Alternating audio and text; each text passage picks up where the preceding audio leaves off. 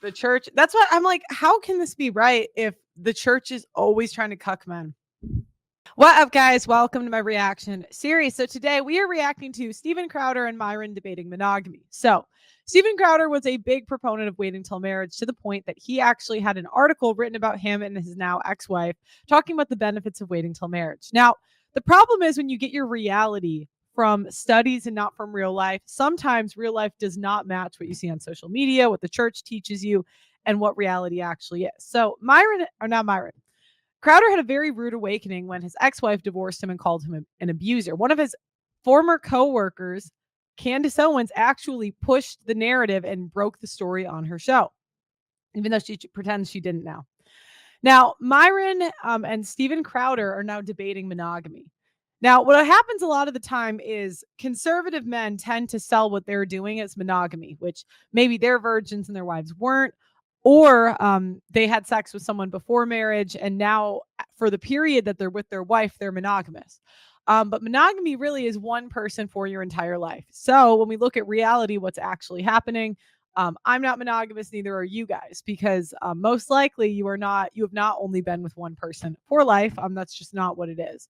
But a lot of times people like to virtue signal as if they are in a monogamous situation when they tend to not be. So I don't know if they do it intentionally, but we're going to watch part 2 of the Myron and Steven Crowder debate. You're Muslim. I'm going to talk to Jay Dyer here in the next couple of. He's the Halloween 3 of the. Yeah. But that's one of the failures, like putting kind of inverting everything you described about women just a second ago, about kind of the role and that partnership. Actually, we're going to, when you cut it in, we're going to start it here. Yeah. Okay. Sure. So, okay. So I've noticed with women like that just get it without you having telling them anything, 9 out of 10 times, strong father or a strong brother or uncle or somebody in their life that like put these values in them. Like, and here's the problem. When women are very feminine, there's a long line of men that want to be with them. So a lot of times what happens is women that really do just get it, they still get passed around because there's just such a line. They're like, I want a girl that just gets it. And then she just gets it with him and him and him. Like, think about it. If a woman has access to A-level celebrities, why would she stop at 1? Why not 2 or 3? Why not bang a few till she finds her favorite?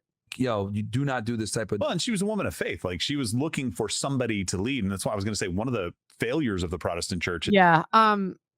She was looking for someone to lead. No. If she was over the age of 25, there's no excuses. Again, there was a point in my life where I really thought that I wanted to be married, and I think I did. But I did not put the time towards learning what that would take to get to achieve that goal at the time.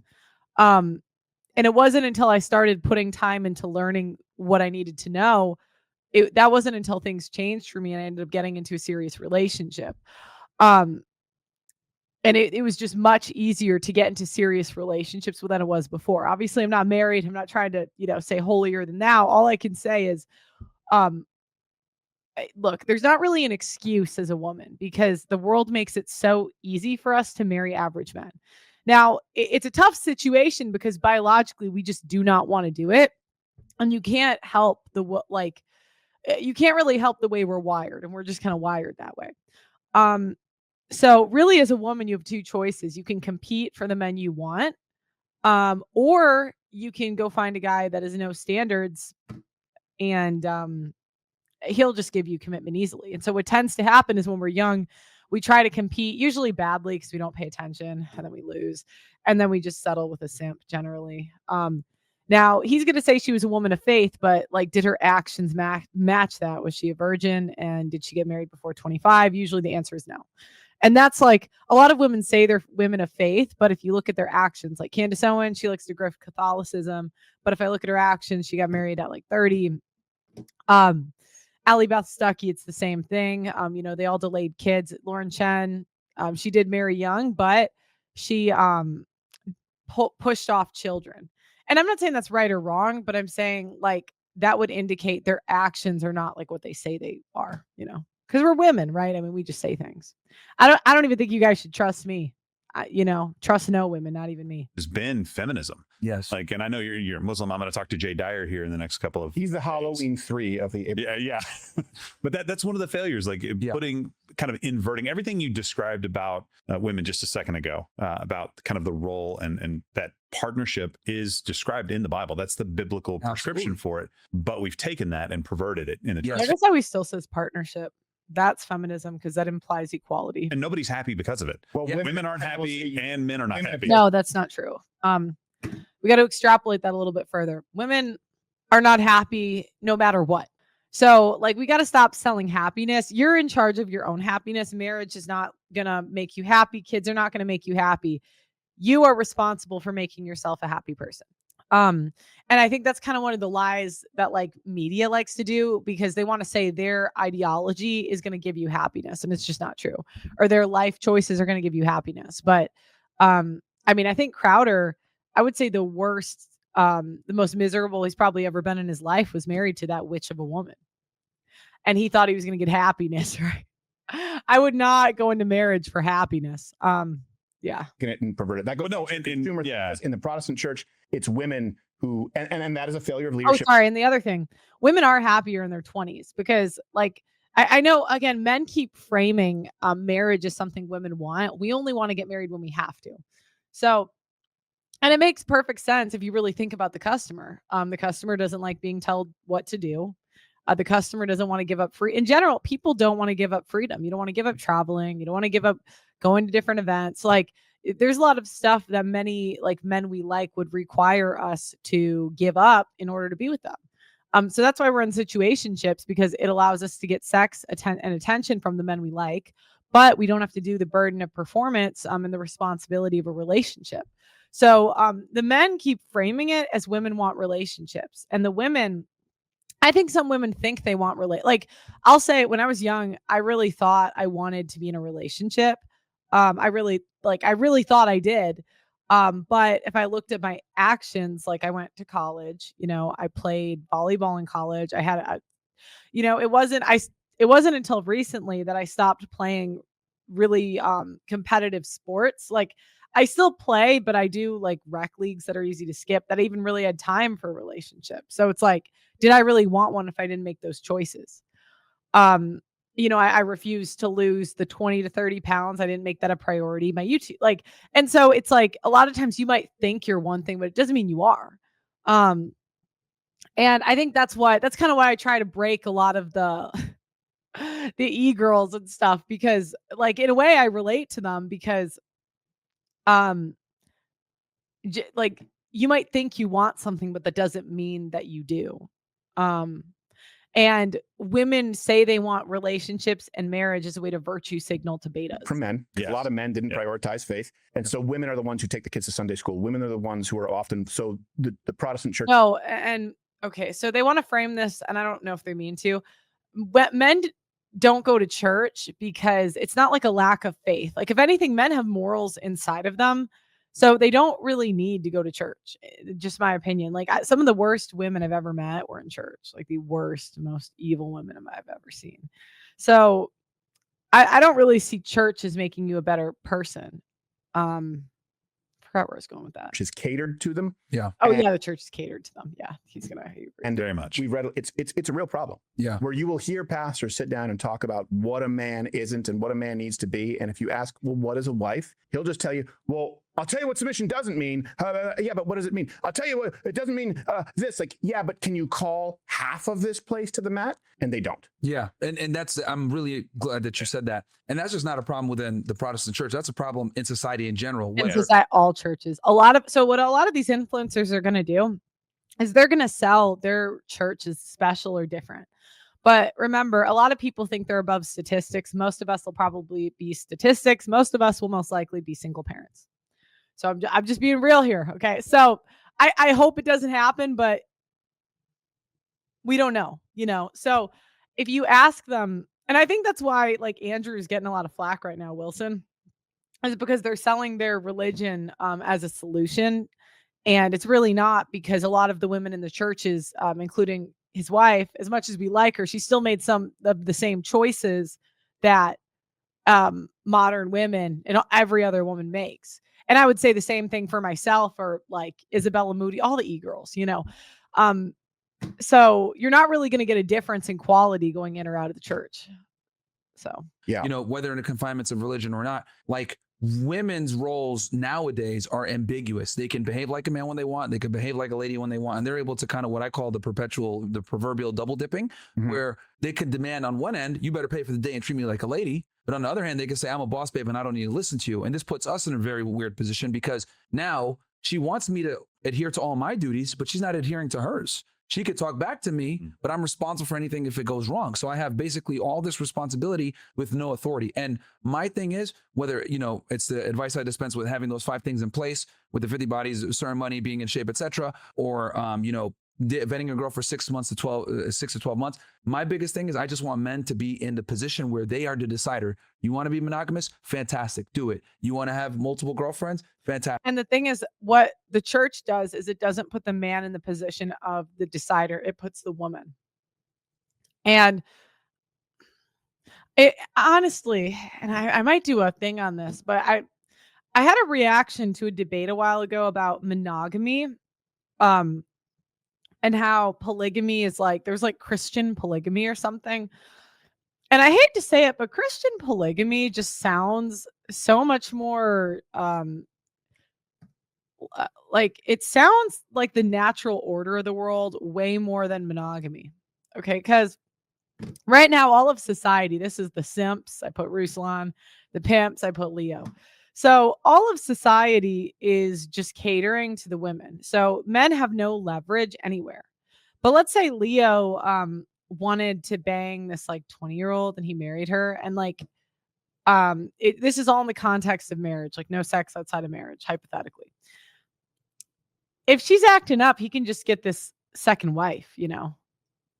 And I was thinking it would actually allow women to, I know this sounds crazy, and it kind of would have sounded crazy to me 5 years ago, but like I love my YouTube channel. And let's say I had a second, I'm not saying I'm going to do this, but let's say I had a second wife.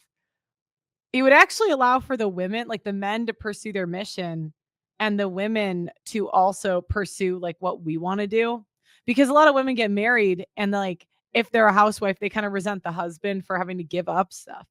But you'd have to give up way less when you have like a third person helping with the like taking the kids to practice, like take, you know, because I kind of had in a way, not polygamy, but I had nannies growing up.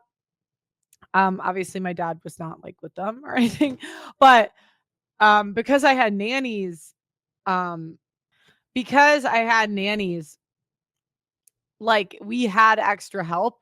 And I was thinking, I'm like, it would have been better, honestly, a second wife than a nanny, because then I at least wouldn't have had these rotating women like in and out of my life. Anyways, so I've kind of had the concept of nannies. I know they would actually be helpful if you, because I'm 1 in 10. Anyways, but like men being monogamous is naturally going to put the leverage on the woman's side because the woman has dating apps where she can get easy matches with a million men. She has all this stuff, right? Men, the only leverage they can really have is non-monogamy. And so that's why I kind of think the church cucks with men a bit, because they say you are immoral if you use the only leverage you really have as a man, which is walking away. So it says if you have sex, you can't walk away. And then it also says as a man, you can't have a second wife or you can't divorce her. Like it just cucks you so hard, especially in this society. So that's kind of why I'm like stuck on what I believe a little bit, like because I don't know, Christian guys are just so cucked. And they both will sell cucking as even like listening to them talk about porn. Like, I'm like, now you're not even allowed to jack off to another woman if your wife doesn't put out. I'm like, why are you guys so hell bent set on cucking men? Like, what is, and I just want you to know that you simps, I'm not saying that I would be a religious or a good woman or like super, I am Catholic, but like the simps kind of deter me because I'm like, a lot of the stuff you say just, and then they're like, well, it's in the Bible, but like, I just wish we could be like, people have such an ego belief in religion that we can never have an honest conversation about it because they say, well, it's easy. It's in the Bible. If you just read the Bible, you would come to my conclusions. And I'm like, I don't think so, because a lot of people read the Bible and have very different conclusions reading the same book. So, you know, and then they'll say, well, if you don't read the Bible, you're immoral. And I'm like, well, I don't know, because that's a lot of time that you'd have to take up to do that. And there's like, it's kind of like, how dare you say that to the men that are building the society that allows you to live, like, am I going to criticize a guy working on an oil rig and say, you know what, you're going to hell? Like, that doesn't make sense, that he works a lot, so he's going to hell on something that will benefit society. Do you guys see my logic? I don't know. I just feel like when it comes to religion, a lot of people have an ego belief in their religion being right and are selling their religion, and therefore we can't have an honest conversation about it. Fantastic, do it. But you need to be the one dictating how things go, not the women. That's really the only biggest, that's why I do what I do, is so that men understand that they need to be the leaders. And to be the leader, you need to have these things in place and also understand what you're dealing with on the other end, because women of 2025 are no longer the women of 1955, which, guys make this egregious mistake and think that they are. Yeah, that's where we would differ. For me, the prescription is, a woman should, and if she does provide those things, it is your duty as a man to honor her, to respect her, of course, to provide her, to protect, and I would put in there monogamous. Yeah. But Myron's like, no. But Crowder, I just don't understand how his life results has shown him that what he didn't work, Like, I tried waiting until marriage when I was younger. It might have worked if I was hotter, but we can't help who we're attracted to, and men have to have sexual experience in order for us to be attracted to them. It just is what it is. I will say that as long as the guy's making that decision and he's monogamous because he wants to be, I'm cool with it. I just don't want guys being monogamous because their wife tells them, oh, you better be monogamous because X, Y, Z. Like, well, I understand your problem with it too. Yeah. I understand, because the truth is, if a man commits to monogamy, and again, I fully support monogamy, not like this bigamist over here. Yeah, see, like, now he's going to virtue signal. I'm monogamous. He's not. Like, I mean, I think he's kidding, but like, it's really tiring because you're not monogamous. Nobody's monogamous because we've all had multiple partners. And they all want a virtue signal, and then they all end up doing the same thing. I'm half thinking that's how you know it's a cult, if someone gets to bang everyone at the top. Yeah. But that's a power grab. I will say, it'd be like the Branch Davidians, man. Right? Yeah. That's what we're here next to Dallas. There you go. Yeah. Not too far away from Waco. Like, come on, man. I don't think you'd want hypergamy with those. No. But I will say, like, if you promise monogamy, which I believe should be promised, the problem is you are promising something that is like 80% of the equation for a woman, if you're a man worth, committing to. And we do have to understand relationship dynamics. There is leverage at play sometimes, and you've given that all up. Woman's like, if I know this man is a good man and he is going to be monogamous, I can use it against him. I'll summarize it this way. Absolutely. I have, despite what people try to say, you can even look at court records, never laid a hand on a woman, never would. But I've been with women who have been with guys before me who hit them. And I've said this where I've gone, you know what? I'm not going to. And the messed up thing is, I know that's being used against me. I know that you're talking to me in a way that you wouldn't to your former Puerto Rican boyfriend or whoever it is. Yep. Or Jamal. And you're just like, and so what do you do? Like, it doesn't matter how stern you are. It's like, you can be walked all over. And that is a problem that I think a lot of men just don't know how to solve, where they can be hit, where they can be cheated on. A woman can hit a man, cheat on him. He's so close. But yeah. And that's why the only leverage men have, and the church, that's why I'm like, how can this be right if the church is always trying to cuck men? The only leverage men have is walking away, and they take that away because they say no divorce, or cheating, and they say that's immoral. Getting a second wife, they say that's immoral. So leave him and take half, and so they're checking out. And so I do think that the Protestant church has come up short with a lot of solutions. Now, I certainly wouldn't go to Islam, but we smack our women. No. I know a lot of you do. We should honor them. Yeah. So I do understand that. I still think that is what we should strive for. And I don't think that going down the path of polyamorous relationships is a solution, but I get it. And I remember going, ooh, the fact that I'm not, because in other words, it's a promise I've made to myself. Mm-hmm. Where I'm not going to sway you, where if you were... The one challenge you do get from non-monogamy, and I'm not even saying that men shouldn't like like should cheat in relationships, but the challenge you get with monogamy is like women just do not really respect the men when they do it, unfortunately. A guy, you'd be going off the balcony, and I know it's used against me. Yeah. And since and I'm glad you said that, since we can no longer use violence to curb women, shucks. We have to stop it. We have to, oh man, damn it. We have to use something else. And what I always say is the only leverage you have as a man is your ability to walk away. Now, am I saying, guys, right? And that's what I was getting at. Run around and smash a bunch of girls or whatever? No, but you being able to not be monogamous is what keeps women in line. Because I always said, when you have other women in line, your girl will be in line and follow what she's supposed to do, because she knows that you can get up and leave because you keep your sexual market value high. You stay the Can we guy. change the language? Because I agree with what you're. Do you think maybe it might help if you change the language to, as opposed to like getting what you want? Like, I mean, like there's no, honestly, you can't control it. And I think that's what a lot of players and like guys that have really kind of been through the ringer kind of come to. And you see men in their 30s and like 40s trying to grapple with this, especially 30s, where again, you can implement strategies to be the best man, but it doesn't mean she can't find a better guy or a different guy that she wants. And it's just out of your control. All you can do is focus on yourself. If you are going to meet her expectations. In other words, like if she gets what she wants, she has to meet expectations. Because women think like, hey, you're treating me like a dog. And I understand where you're coming from. But it's true. It's like, hey, we both have expectations. You got to meet yours. You can't hold me to a promise if you're not holding yourself to yours. Yeah, no. And the problem is that guys don't hold make sure they don't hold the woman to a standard, which is the legal system forbids it. Yeah, precisely. And she has every incentive to actually break said contract. So yeah, what I tell guys is like, this is why you got it. This is why I'm so big on you. You need to go to the gym. You need to make money. You need to be successful. You need to have all these things in place where you're an attractive man. And most importantly, other men respect you and other women want to be with you. You walk into enough about me. I agree. Because that's subtly showing, like, let's say Leonardo DiCaprio marries one wife.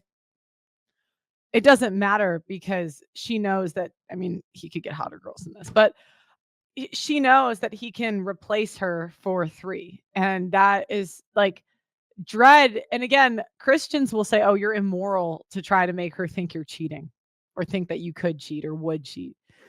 A lot of guys just don't have that dog. And women are looking at you, right? And that helps because now your girl sees, oh, she's given a constant reminder, oh, I'm with the best that I can get. Because I always look at women as like, they're kind of like, well, they're the buyers, right? So like if you get a car, right, you get a really nice car, right, as the woman, right? I'd like to normally make the women the car with the high mileage, but we can go ahead and do it on the other side. So if she feels like she bought a car, right, and everywhere she goes, this car is getting, people are enamored by it, asking questions like, oh my God, so how'd you get that? Blah, blah, blah. That thing is rare, blah, blah. Like she's constantly getting attention and compliments on it, or like people are looking at it. She knows that she got a good deal. But if she's not constantly being reminded that her guy is that guy, she loses attraction a little bit. And that's the thing that's kind of sucks with women, which is another thing I need to tell guys is like, because they don't understand this. Women are attracted to status and women are attracted to men that already have other women. We don't need that because we're decision makers on our own and we're capable of like independent thought. Like if, for example, right, let's say all of us were single, you guys weren't married. If Gerald saw a hot girl and down the street and he was like, oh man, she's hot. And we said, dude, she looks weird. What are you talking about? He'd be like, fuck you guys, I'm going to go talk to her anyway. He doesn't need us to co-sign that girl for him to be attracted to her. Women aren't like that though. They need to, they might be attracted to you, but what I like about the red pill is for the most part, it's not moral. Like I know we put, stop being whores or whatever, I mean, it's kind of the marketing, but like women can't help the way we are. We're biologically programmed to be this way, where men they also can't, like it just accepts the sexes as they are instead of trying to change the world, because the people that are selling you that the world's going to be different, they're just going to waste your life. I'm telling you. They see other women attracted to you, it goes even further. So they need like the community to approve of you. And there's a bunch of biological reasons for that. But it's a competitive drive. It's a competitive drive for them. So guys need to be that dude where, and this is where the monogamy thing kicks in. Fine, you want to be monogamous, that's fine. But she needs to know that you could leave her at any second. And I think that's what keeps women in line. Yeah, I agree with that. What do you, okay, but let me ask you this, because this is, and I know people will be, no matter how we have this conversation, people will criticize me and you and vice versa. Because I'm totally fine. I'm trying to be as fair as toxic misogynist. But does love enter into the equation? By that I mean, let's say, for example, you're General Patton, right? And you're the baddest mofo on the block, person I can think of. Yep. and then you get hit by a car and you need some help. Are you saying that women would leave that guy because he's not desired by other women at that point? Or do we allow for, hey, knowing that he was that guy and knowing who he is, but sometimes you actually... Okay. When you were like super awesome before you got hurt, it is a time clock before the women will leave you, but how long she stays depends on how awesome you were before. do need to be each other's support structure. Yeah, no, of course. I'll say that, if she's a good girl, she's going to stay by there for you. But I think every woman is going to have a time clock, right? Like, yeah, he's right. Aw. How long will she sit there as you're like, disabled, not able to provide and have that security? And I think this is like the more carnal and, bad side of female nature, where women are literally designed to like find the strongest man and align with that. So like, if you can no longer provide that security that you used to, it's inevitable that she's going to lose a level of attraction for you at some point. So that's why I always tell guys, like, if you lose your job or anything else like that, like, don't cry in front of your girl. Like, figure it out. Talk to your guy friends. Don't cry to your girl, because women are literally designed to be, repulsed by weakness by men, because that affects their security. So like, if they see you crying or they see you get beat up by another dude, even though they might say, oh no, open up to me or I'm going to support you, like there's like some visceral reaction in the back of her brain that's going to say, oh, this guy might not be able to protect you. You might, need a change. And I've had so many girls on my show. We've had like 4,000 girls now at this point. A lot of them say... You personally? Yeah, on our show. That's so crazy. I interviewed about 1,000. He's kept doing the shows. He's in about 4,000. I'd actually guess it's probably a little higher than 1,000 because I've done street interviews. And honestly, I'm out all the time talking to people about this stuff, asking kind of interview. I had an old producer of mine tell me, he's like, you don't ever stop working. Like, you're always asking people these questions. And I'm like, I am. I love what I do. I just love it. I'll do it till I die. The show, you're different number. Yeah, girls that we've... You're like Magic Johnson. Yeah, well, I didn't... He's not banging. I mean, I'm just kidding. Magic Johnson, straight as an arrow. Great movie theaters. Please continue. His son not so straight. But yeah, so like one of the things I've always noticed is like when girls like, lose attraction for their guys, there's some like this one pivotal point. It's either he lost his job, he cried in front of her, he showed weakness, and then she just never looked at him the same. And then the attractiveness just dropped off from there. So I'm not saying every girl's going to leave you when you're in that vulnerable position, but there's definitely a time clock that's starting. So is there ever, because a lot of people say, well, that seems cold and bleak, and I hate to use the word transactional because all relationships are transactional to some degree. Sure. But is there a scenario where appropriate, assuming confines, assuming expectations have been met, where a man can be vulnerable or should be to trust that woman? Can she ever cross that threshold in your mind? I think vulnerable, but in ways that won't necessarily hurt you. So like, if you have a dog and she sees how much you love your dog and how you show so much affection to it, and she sees the soft side, that's a good way, right? We're being vulnerable because it shows like Myron's accurate and honest. You're caretaking. Crowder's having a hard time. There's like stages of red pill, and Crowder's this is a really hard one to get over because especially, and I grew up kind of religious-ish. You just realize how much the mothers in the community are using that religion to like weaponize it against men. I mean, it's like once you, and I see a lot of the groypers, like a lot of them are Catholic, and I think they see Catholics as like different, but I'm just trying to be real. I'm like, no, the Catholic women do the same. Women are women. It's not really a deterrent to anything. Or with your children, playing with them and showing that you can be a very loving father. I think this is good. But like when it comes to like you as a guy, like crying or showing any type of weakness, I don't know what I'm going to do about these bills, blah, blah. I think most women would prefer for you to just solve the problem silently on the side and she doesn't even know about it, then bring that problem to her and have her help you with it. Now, am I saying that she'll leave you? Of course not. No, right. She'll be like, yeah, let's go at this together. It's us against the world. Some women will embrace it and love it. Yeah. But you don't know because every girl's different. And until they're met with that problem, you don't know how they're going to respond. So I look at it like, why roll the dice, right? We were talking about revolvers earlier. Why play Russian roulette with your relationship, right? Why, if you don't have to? Because women respond so strongly to security or a lack of it. I wouldn't even chance it. Yeah.